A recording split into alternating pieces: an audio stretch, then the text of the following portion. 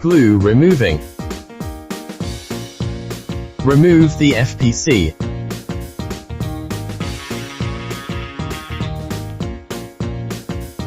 Fix the FPC to the fixture.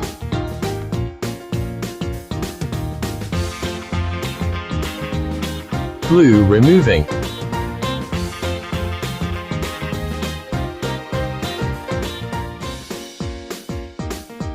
Cleaning the solder pad.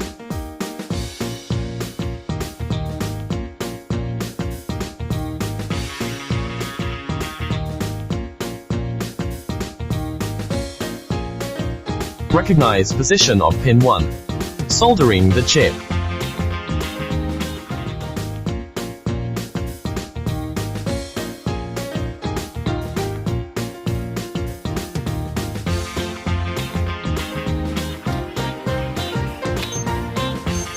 Test result normal.